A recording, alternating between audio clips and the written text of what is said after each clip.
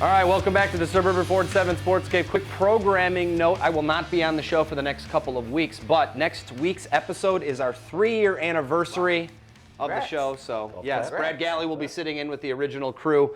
So make sure you guys tune in next week for that Super Bowl special that we do each and every year. All right, let's get to the guy who's been here since day one. That's why I bring it up, because I'm the Segway King. Mike Foss has been here since the beginning of the program. Mike, I'm going to miss you next week, bud. Oh.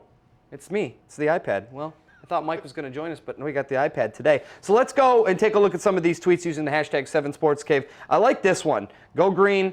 Rob South says, Michigan State is working hard on 18 class. It's looking like it'll be a good one. Is it too early to look ahead at the next year's class when this one's not even signed yet for any school, really? No, coaches are. Coaches are visiting and offering 2018 prospects, so there's going to be no down. You know, this time you've been covering it long enough. They flow seamlessly into the next class right after, on signing day even. I think it depends on how the fan is following it. You know, if they think all these kids are going to stick next signing day, then maybe not. Maybe pump the brakes a little bit. But, you know, just getting in the conversation, getting those kids to commit. Like you said, they're going to have, you know, kids on campus, and the coaches are already focusing on those guys. So I don't think it's too early. But just temper your expectations, maybe. Yeah. Michigan even already has a couple of 2018 commitments, and Emil Ekiyor, offensive lineman out of Indiana, and then Otis Reese, a linebacker out of Georgia, which is Aubrey Solomon's school. Right. Yeah.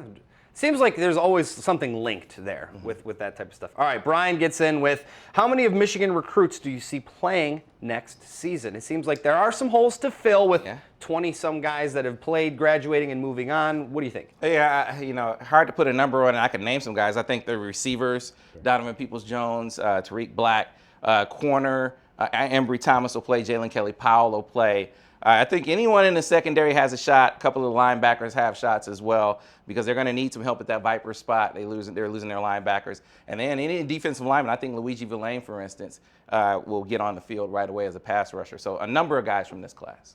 Is it good when you have freshmen come in and perform? I mean, like you've seen Ohio State a couple of years ago win a national title with a lot of young guys. Yeah, listen, I've got an article coming out about this actually, so I appreciate you pumping that out. But I think it's crucial. You know, like I just mentioned, if you want to stay in that playoff picture, I think you have to. And you look at Clemson, Alabama, Ohio State, the 3 past national champions have all played true freshmen, redshirt freshmen on their teams, and have all been big contributors. If you want to stay in that playoff picture, you have to get guys contributing early, pumping them through and going through, because we're seeing a lot of early entrants to the NFL draft. Yeah. No, absolutely. Seems like the game's getting younger and younger across the board. Speaking of youth, Michigan State basketball, they'll be relying on a ton of it today against some maybe more experienced players, at least guys who have played in the rivalry game before. We'll talk about Michigan State on the hardwood coming up next here on the Suburban Ford 7 Sports Cave. We'll be right back.